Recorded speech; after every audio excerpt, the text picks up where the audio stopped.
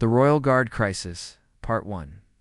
The morning sun cast long shadows across the marble corridors of Aldermere Palace as Captain Marcus Thornfield received the urgent summons. His boots echoed against the polished floors as he hurried toward the Queen's private chambers, his mind racing with possibilities. In his 15 years of service to the Royal Guard, he had never been called with such urgency at dawn. Queen Isabella of Aldermere stood by the tall windows, overlooking the palace gardens, her usually composed demeanor showing cracks of concern.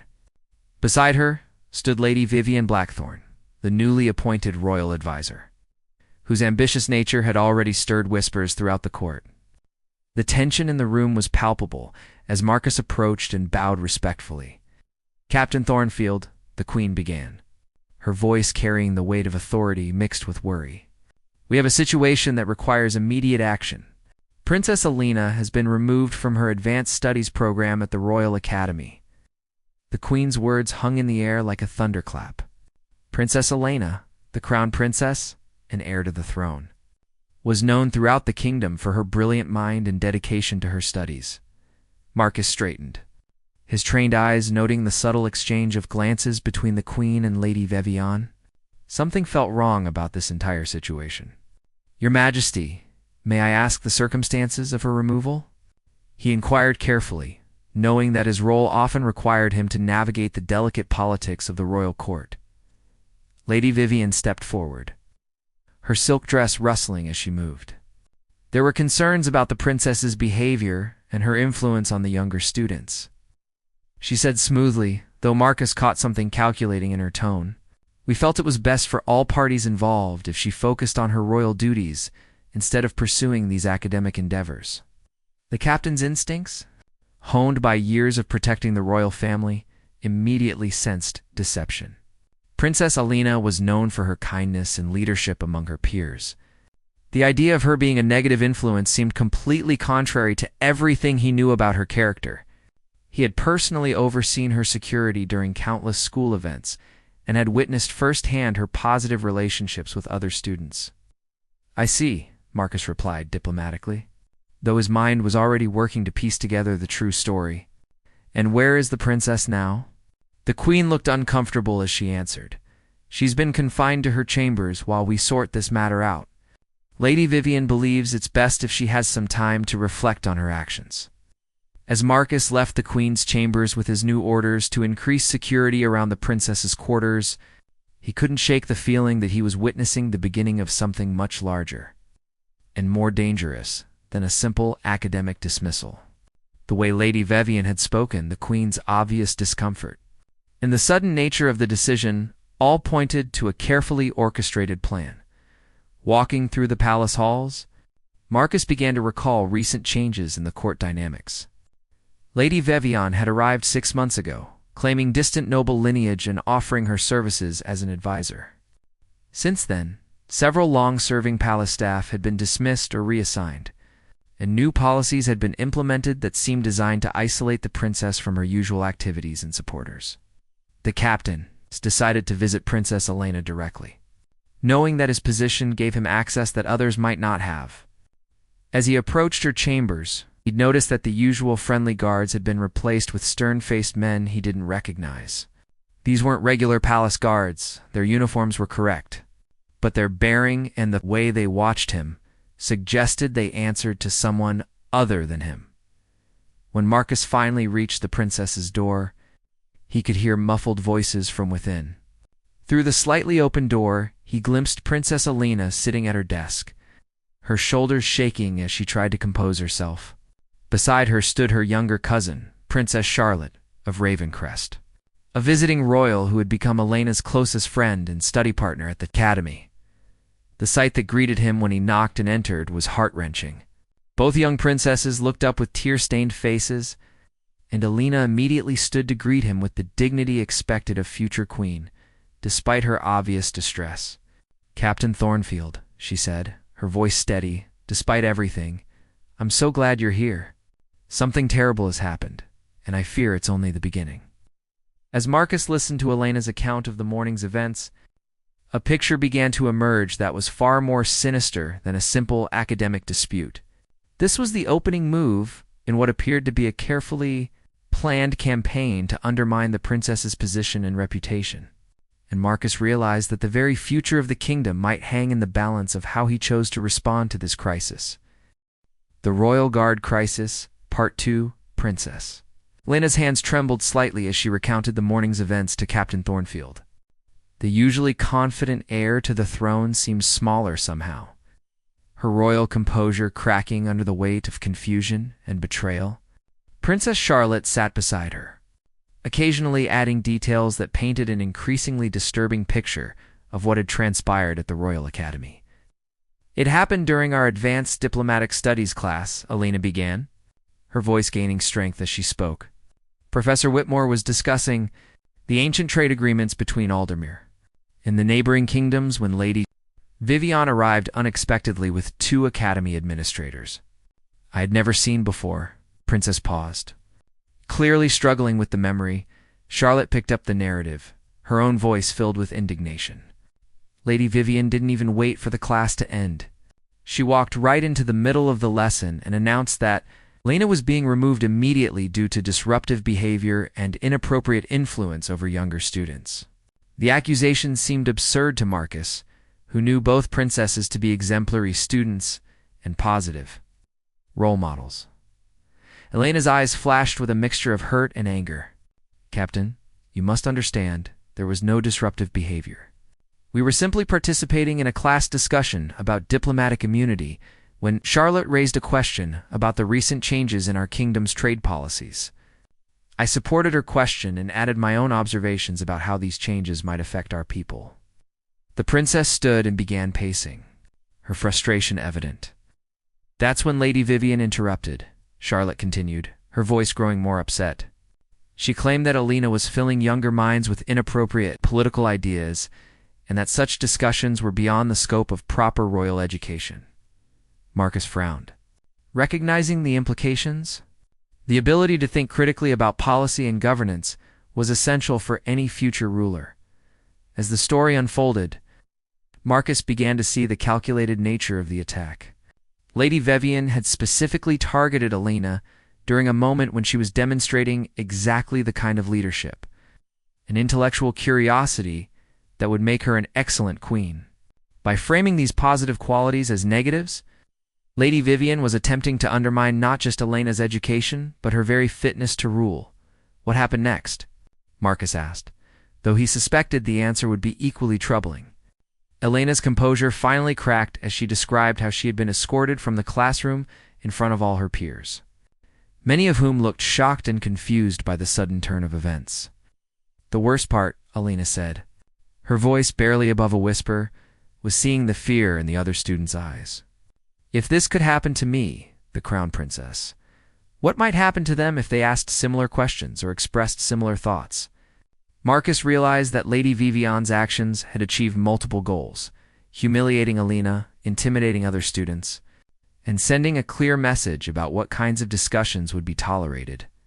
Charlotte stood up suddenly, her own anger finally boiling over. "But that wasn't even the worst of it, Captain. After Elena was removed, Lady Vivian turned to me and made it clear that as a visiting royal, I should be more careful about the company I keep and the ideas I entertain. She essentially threatened my position here as well. The implications were staggering, Lady. Vivian was attempting to isolate Elena. From her closest allies and supporters, Marcus began connecting the dots to other recent incidents around the palace. Several of Elena's favorite tutors had been reassigned to other duties. Her regular meetings with various ministers had been cancelled or rescheduled, and even her correspondence with other young royals from allied kingdoms had been delayed or intercepted. What he was witnessing wasn't an isolated incident, but rather the culmination of a systematic campaign. Princess, Marcus said carefully, "I need to ask you about Lady Vivian's behavior toward you over the past few months. Have there been other incidents, perhaps smaller ones, that seemed unusual or concerning?" Elena and Charlotte exchanged glances, and Marcus could see recognition dawning in their eyes. "Now that you mention it," Elena said slowly, "there have been several strange occurrences. My weekly policy briefings with Minister Davidson were cancelled because Lady Vivian convinced Mother they were too advanced for someone my age. My correspondence with Prince Alexander of Westmark was delayed for weeks because it needed additional review for security purposes. Even my writing lessons were moved to times that conflicted with my study schedule. Charlotte nodded vigorously. And she's been asking me lots of questions about Alina, what we talk about, what books she reads, what opinions she expresses about various political matters. I thought she was just being friendly, but now it feels like she was gathering information. The pieces were falling into place, and Marcus could see the full scope of Lady Vivian's manipulation as the afternoon light began to fade through the windows of Elena's chambers. Marcus made a decision that would change everything. He could no longer stand by and watch as someone systematically destroyed the future queen's reputation in preparation for rule. The kingdom's future depended on Elena's successful transition to the throne, and Lady Vivian's actions threatened not just the princess, but the stability of Aldermere itself. "Princesses," Marcus said, his voice taking on the tone of a military commander, "what I'm about to tell you must remain absolutely confidential. I believe we are dealing with something far more serious than simple court politics. Lady Vivian's actions suggest a coordinated effort to undermine your position, Princess Alina, and by extension, the monarchy itself." The weight of his words settled over the room like a heavy blanket, and both young women seemed to understand that their lives had just taken a dramatic and dangerous turn. The Royal Guard Crisis. Part 3. The evening shadows grew longer across Princess Elena's chambers as Captain Thornfield outlined his growing suspicions about Lady Vivian's true intentions. The gravity of the situation was beginning to sink in for both princesses, who had never imagined that someone could infiltrate their trusted circle with such calculating precision. Marcus knew that his next moves would be crucial not just for protecting Alina, but for preserving the very foundation of the kingdom. "Captain," Alina said, her voice steadier now that she understood the larger picture, "if what you suspect is true, then my mother is in danger as well. Lady Vivian has been gaining more influence over the Queen's decisions every day." This observation struck Marcus as particularly astute. He had noticed that Queen Isabella seemed increasingly reliant on her new advisor's counsel, often deferring to Lady Vivian's judgment on matters she would have previously handled independently. Charlotte moved to the window and peered carefully through the curtains. "There are more guards outside than usual," she reported quietly, "and I don't recognize most of them. They're not wearing the standard palace guard insignia." Marcus felt his blood run cold at this news. If Lady Vivian had managed to place her own people in security positions, then the situation was even more dire than he had initially realized. "We need proof," Marcus said grimly, "but we also need to be extremely careful.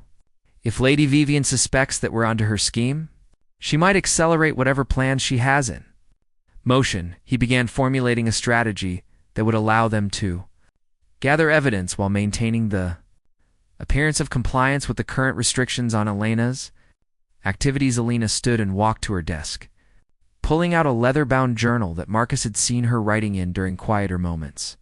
"I've been documenting strange incidents for weeks, though I didn't realize their significance at the time," she said, opening the journal to reveal pages of careful notes. "Every canceled meeting, every delayed message, every small change in protocol, it's all here." Marcus felt a surge of admiration for the princess's foresight and attention to detail as Alina read from her journal. A pattern emerged that was even more systematic than Marcus had feared. Lady Vivian had been methodically isolating Alina from key advisors, influential nobles, and potential allies throughout the kingdom. She had also been spreading subtle rumors about Elena's impulsiveness and lack of proper respect for tradition, carefully undermining the princess's reputation among the court's more conservative members. "Look at this entry from 3 weeks ago," Alina said, pointing to a particular passage. "Lord Pemberton, who has been a loyal supporter of our family for decades, suddenly became cold and distant during the Harvest Festival reception. Now, I realize it was right after Lady Vivian had that long private conversation with him earlier that evening." Charlotte leaned over to read the entry, her face growing pale as she recognized the implications. Marcus began pacing the room, his military mind working through various scenarios and their potential outcomes. "Princess, We need to consider the possibility that Lady Vivian's ultimate goal isn't just to discredit you, but to position herself, or someone she represents, as an alternative to your rule. The thought was terrifying. If someone was planning to usurp the throne, they would need to eliminate Elena's credibility and support base first. But who would she be working for? Charlotte asked, voicing the question that had been troubling Marcus as well. She claims noble lineage, but I've never heard of the Blackthorn family before she arrived. This was indeed puzzling. Most noble families in the region were well documented. With long histories and established relationships with other houses, Elena suddenly looked up from her journal, her eyes wide with realization. Captain, what if Lady Vivian isn't working for someone from within our kingdom? What if she represents foreign interests? The possibility hit Marcus like a lightning bolt. Several neighboring kingdoms had reason to want Aldermere destabilized. Trade disputes, border tensions, and old grievances could all provide motivation for such an elaborate scheme. That would explain the unfamiliar guards, Marcus said, the pieces clicking into place. If she's been gradually replacing loyal palace staff with foreign agents, she could effectively control access to the royal family and information flow throughout the palace. The scope of the infiltration was becoming clearer, and it was far more extensive than any of them had initially imagined.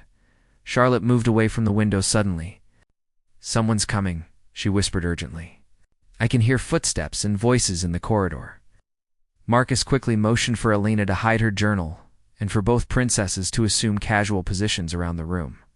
The sound of approaching voices grew louder, and Marcus recognized Lady Vivian's distinctive tone among them. A sharp knock came at the door, followed immediately by Lady Vivian entering without waiting for permission. Breach of protocol that would have been unthinkable just months earlier. She was accompanied by two of the unfamiliar guards and wore an expression of cold authority that made Marcus's hand instinctively move toward his sword hilt. Princess Elena, Lady Vivian said with false sweetness. I trust you've been using this time for productive reflection on this morning's events. Her eyes swept the room, taking in Marcus's presence with obvious displeasure. Captain Thornfield, I wasn't expecting to find you here. Surely your duties require your attention elsewhere. Marcus stood at attention, his face a mask of professional composure despite the anger burning within him. I was conducting a routine security check, Lady Vivian. The princess's safety remains my primary responsibility. The tension in the room was palpable as Lady Vivian's eyes narrowed, clearly trying to determine whether Marcus suspected anything. Of course, Lady Vivian replied smoothly, though her tone carried an unmistakable threat. However, I think it would be best if the princess had some time alone to consider her future conduct. Perhaps you could escort Princess Charlotte back to her quarters as well. The Princess Elena needs to understand the consequences of her choices. The dismissal was clear, and Marcus realized that their window for gathering evidence was rapidly closing. As he prepared to leave with Charlotte, he caught Elena's eye and saw the determined glint that told him the future queen was ready to fight for her kingdom, no matter what dangers lay ahead. The Royal Guard crisis, part for the midnight hour, struck as Captain Thornfield made his way through the palace's hidden passages, routes known only to the most senior guards and members of the royal family.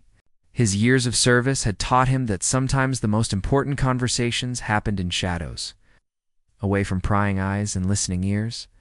Tonight, he was risking everything on a desperate gamble to save not just Princess Elena, but the entire kingdom of Aldermere.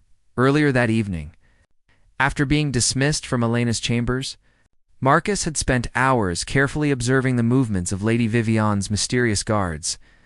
Their patrol patterns were too precise, their knowledge of the palace layout too complete for recent arrivals. These men had been studying the palace for months, possibly years, learning every entrance, every weakness, every opportunity. The realization that Aldermere had been under systematic infiltration for so long made Marcus's blood run cold. His destination tonight was the Queen's private study, where he hoped to find Queen Isabella alone and alert her to the growing threat within her own palace. As he approached through the servants' corridors, he could see light flickering under the door and hear the soft sound of papers rustling. The Queen was known for her late-night work sessions, particularly when troubled by matters of state. Marcus knocked softly in the pattern that identified him as a trusted guard. In Queen Isabella's voice, badminton. She looked up from a stack of documents, her face showing the strain of recent events. Dark circles under her eyes suggested she had been losing sleep. And Marcus suspected that Lady Vivian's influence was causing more stress than the Queen was willing to admit. "Captain Thornfield," the Queen said with obvious relief, "I was hoping you would come.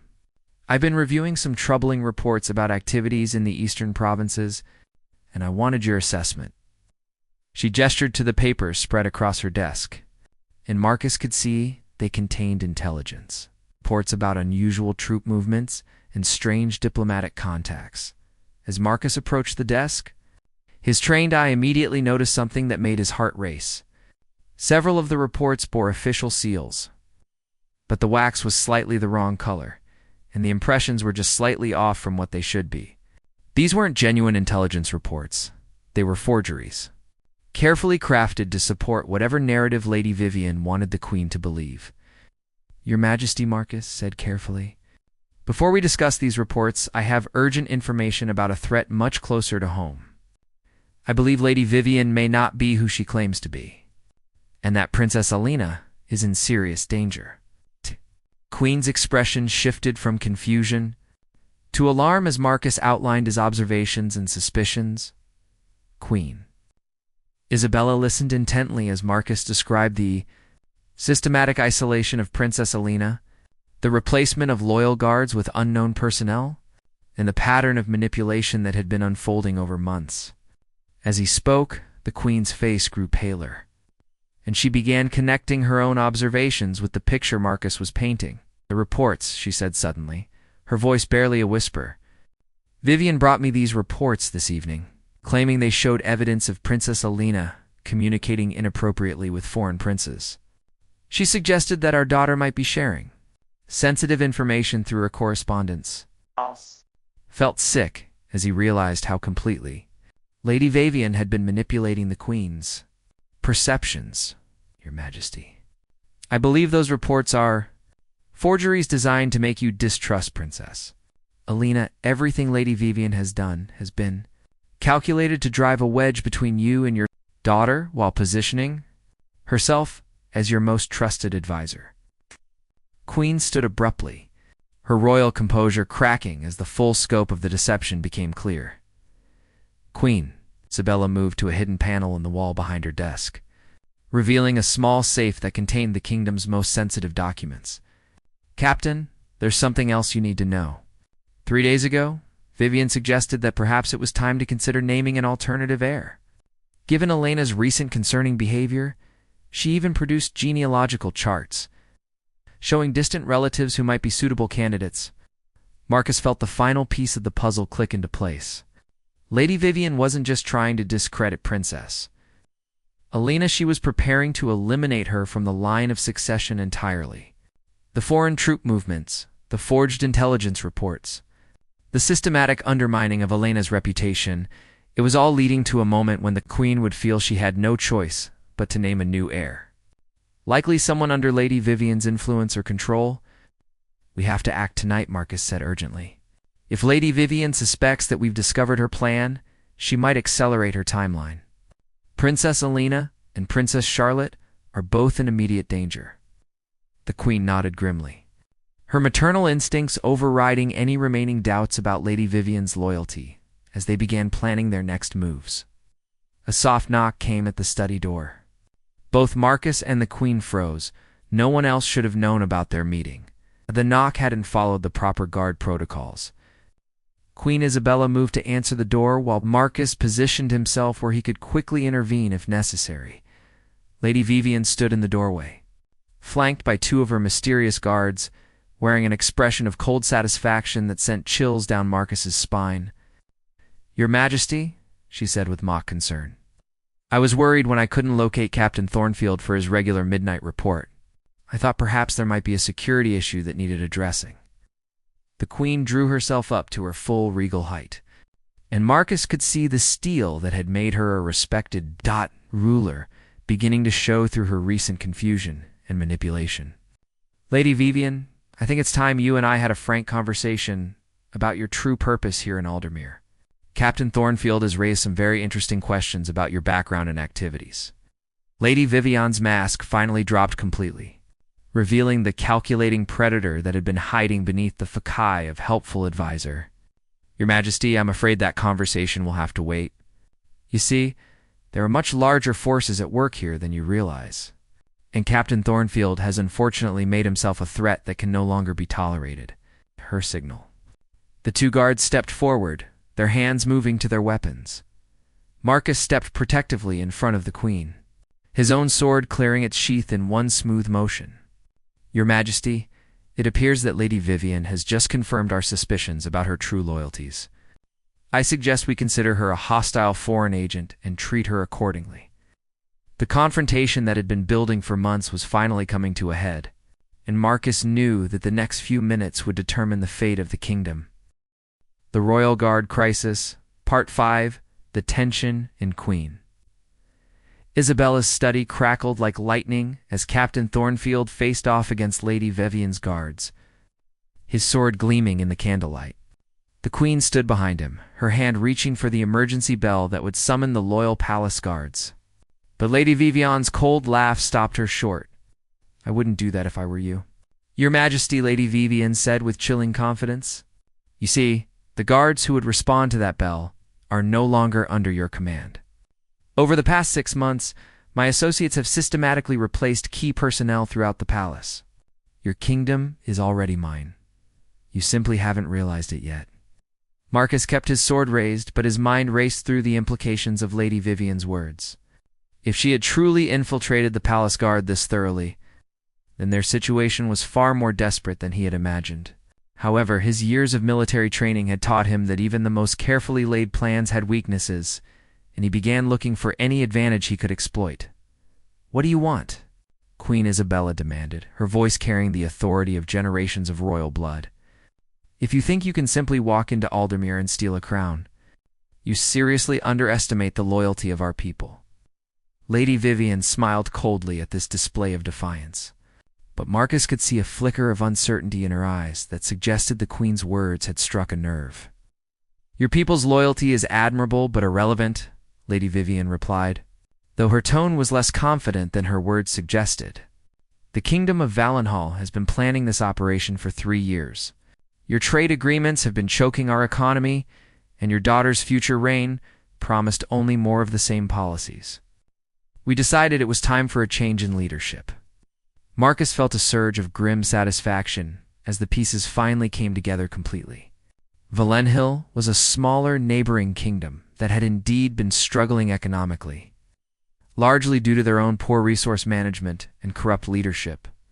Rather than address their internal problems, they had apparently decided to solve them by conquest and manipulation. So you're not just a traitor, Marcus said. Adjusting his grip on his sword, you're a foreign spy and an agent of war. That makes this much simpler. He could see that Lady Vivian's guards were well trained, but had positioned themselves poorly for the confined space of the study.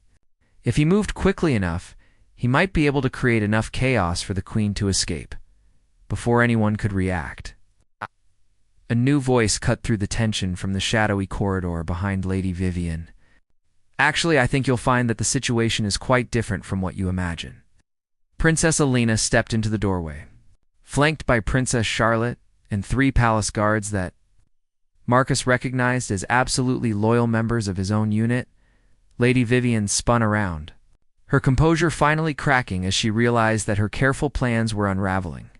How did you escape your chambers? She demanded, her voice rising with the first note of panic Marcus had heard from her. My guards were stationed outside your door with specific instructions. Lena smiled with a confidence that reminded Marcus powerfully of her mother at her strongest. Your guards were indeed stationed outside my door, but they weren't expecting visitors to arrive through the old servant passages that connect all the royal chambers. Captain Thornfield taught me those routes years ago as part of my security training. Marcus felt a surge of pride at his students' resourcefulness and tactical thinking. Charlotte stepped forward, holding a leather satchel that Marcus recognized as containing Elena's journal and other documents. We've also been very busy gathering evidence of your activities, Lady Vivian. It turns out that several loyal palace staff, Members have been documenting the strange changes in routine and protocol over the past months. When Princess Alina shared her suspicions with them, they were quite eager to help.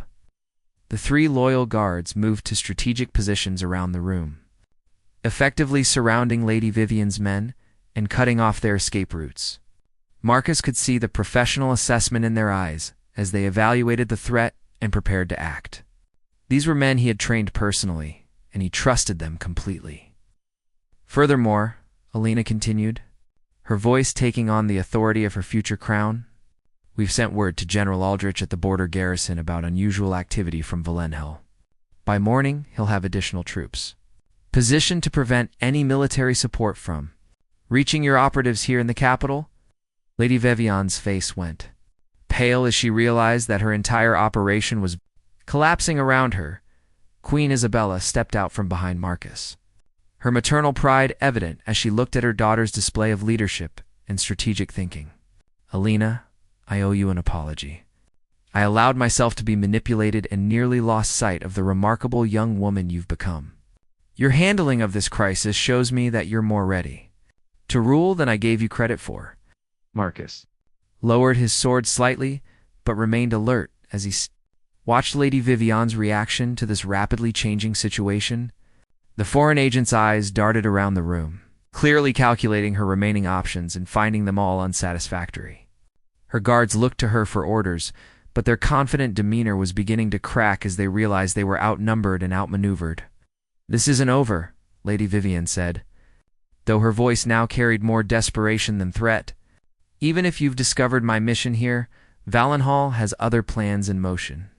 You cannot stop all of them. Alina stepped closer, her young face showing a wisdom beyond her years as she addressed the woman who had tried to destroy her future. Perhaps not, Alina replied calmly. But we can stop this one, and we can make sure that our people know about Valenhal's willingness to resort to deception and infiltration rather than honest diplomacy. I suspect that the other kingdoms in our region will be very interested to learn about these tactics. Marcus realized that Alina wasn't just thinking about immediate security, but about the larger political implications of exposing Valenhal's actions. The sound of additional footsteps in the corridor announced the arrival of more loyal guards, summoned by the men Alina had brought with her. Marcus felt the tension in the room shift as it became clear that Lady Vivian's position was now completely untenable. The careful operation that had taken years to plan was crumbling in a matter of hours, thanks to the courage and intelligence of a princess who had refused to be intimidated or broken by months of systematic manipulation. The Royal Guard Crisis, Part 6, the first rays of dawn painted the sky over Aldermere Palace as Captain Thornfield stood in the great throne room, watching Queen Isabella formally address the assembled court about the events of the previous night. Lady Vivian and her conspirators were now securely imprisoned in the palace dungeons, awaiting trial for treason and espionage. The threat that had loomed over the kingdom for months had been neutralized, but Marcus knew that the real work of rebuilding and strengthening their defenses was just beginning. Princess Alina stood beside her mother's throne, no longer the isolated and doubted heir she had been just hours earlier, but a proven leader who had demonstrated both courage and wisdom under pressure. The court nobles who had begun to question her fitness to rule were now looking at her with new respect and admiration. Charlotte stood with the other visiting dignitaries, her own status secure and her friendship with Alina stronger than ever. Queen Isabella's voice rang clear and strong throughout the throne room as she detailed the extent of Valenhal's infiltration and praised those who had helped expose the plot. Let this serve as a reminder that the strength of Aldermere lies not in our walls or our armies alone, but in the loyalty, courage, and vigilance of our people, she declared, her eyes meeting Marcus's with gratitude and respect. As the formal proceedings concluded and the court began to disperse, Marcus found himself reflecting on the lessons learned from this crisis. The palace security protocols would need to be completely overhauled, with new procedures for vetting staff and monitoring foreign contacts. More importantly, they had learned that even the most sophisticated deception could be defeated by individuals who refused to accept manipulation and had the courage to act on their Convictions Princess Elena approached Marcus as he prepared to begin the massive task of reorganizing the palace guard and removing any remaining Valenhall agents from their positions. "Captain," she said, her voice carrying a new note of authority that spoke to her growth over the past few months. "I wanted to thank you for believing in me when it would have been easier to accept Lady Vivian's version of events." Marcus bowed respectfully, but his eyes showed the warmth of genuine affection for the young woman he had watched grow from child to future queen. "Princess, you proved yourself through your own actions. I simply recognized what was already there, a leader who puts her people's welfare above her own comfort and safety." Lena smiled at this praise. But Marcus could see that she understood the weight of responsibility that came with her position. "There's something else," Alina continued, pulling out a sealed letter from her robes. "This arrived by fast courier from King Ferdinand of Westmark about an hour ago. It appears that Prince Alexander has been experiencing similar problems with suspicious new advisors and staff changes. He's requesting our assistance in investigating whether Valenhall has been attempting similar operations in other kingdoms." Marcus felt a chill as he realized that Lady Vivian's operation in Aldermere might have been just one part of a much larger campaign of destabilization across the region. If Valenhall was systematically attempting to undermine multiple kingdoms simultaneously, then the threat was far from over. Despite their success in exposing the local conspiracy, "This changes everything," Marcus said grimly. "If Valenhall is operating on this scale, then we need to coordinate our response with our allies rather than simply strengthening our own defenses." Alina nodded, clearly already thinking along the same lines as her captain of guards. Queen Isabella joined them, having overheard enough of their conversation to understand the implications. "I've already sent messages to our ambassadors in the neighboring kingdoms, asking them to report any unusual activities or personnel changes in the royal courts. If we're dealing with a coordinated campaign, then our response must be equally coordinated." Charlotte approached the group, having just finished speaking with several other visiting nobles about their own observations and concerns. "Your Majesty, it appears that several courts have experienced similar patterns: new advisors with impressive credentials but vague backgrounds, gradual changes in staff, and increasing isolation of heirs from their traditional support networks." The scope of Valenhall's ambition was becoming clearer with each new piece of information. Marcus began formulating plans for a multi-kingdom intelligence network that could identify and counter such operations in the future. "We'll need to establish secure communication channels between loyal guards and trusted advisors across the allied kingdoms," he said, his military mind already working on the logistics. Princess Elena stepped forward, her voice carrying the confidence of someone who had proven herself under fire. "Mother, I request permission to lead a diplomatic mission to our allied kingdoms. If Valenhall is attempting to destabilize the entire region, then we need to coordinate our response at the highest levels. My recent experience with their tactics makes me uniquely qualified to help identify similar operations elsewhere." Queen Isabella smiled with pride at her daughter's initiative and strategic thinking. "Granted, but you'll travel with a full security detail under Captain Thornfield's command. We cannot risk losing you to another Valenhall plot." Marcus felt honored to be entrusted with protecting Alina during such a crucial mission, knowing that the future stability of multiple kingdoms might depend on their success. As the morning sun climbed higher over Aldermere Palace, Marcus looked out over the kingdom he had sworn to protect. The threat from Valenhall had been contained for now, but he knew that vigilance would be required to prevent future infiltrations. The events of the past day had shown that the greatest threats often came not from open warfare, but from subtle manipulation and carefully crafted deception. Princess Elena joined him at the window, her gaze also fixed on the peaceful countryside that stretched beyond the palace walls. "Captain, do you think we'll be able to prevent something like this from happening again?"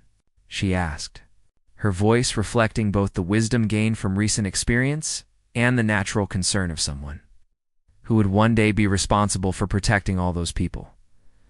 Marcus considered his answer carefully, knowing that Alina deserved both honesty and hope. "Princess, I think what we've learned is that no kingdom is completely safe from such threats, but that our people's loyalty and courage are our greatest defenses. Lady Vivion's plan failed not because our security was perfect, but because good people refused to accept injustice and had the courage to act on their convictions. The sound of horses and carriages in the courtyard below announced the departure of Charlotte and other visiting nobles, all now carrying vital intelligence back to their own kingdoms. Alina waved goodbye to her friend, but Marcus could see in her expression the knowledge that their next meeting would likely be in very different circumstances. As allies coordinating a regional response to a common threat, as the palace began to settle into its new normal, with loyal guards restored to their proper positions and new security protocols being implemented throughout the building, Marcus felt a sense of cautious optimism about the future. The kingdom of Aldermere had faced a serious threat and emerged stronger, with a future queen who had proven her worth and a renewed understanding of the importance of vigilance and unity. The crisis that had begun with Lady Vivion's arrival and culminated in Princess Elena's removal from her studies had ultimately revealed the true character of everyone involved. Evil had been exposed and defeated, loyalty had been rewarded, and a young princess had taken her first real steps toward becoming the leader her kingdom needed. As Marcus began planning the security arrangements for Elaine's upcoming diplomatic mission, he felt confident that whatever challenges lay ahead, Aldermere would meet them with courage, wisdom, and the unbreakable bonds of loyalty that had seen them through their darkest hour.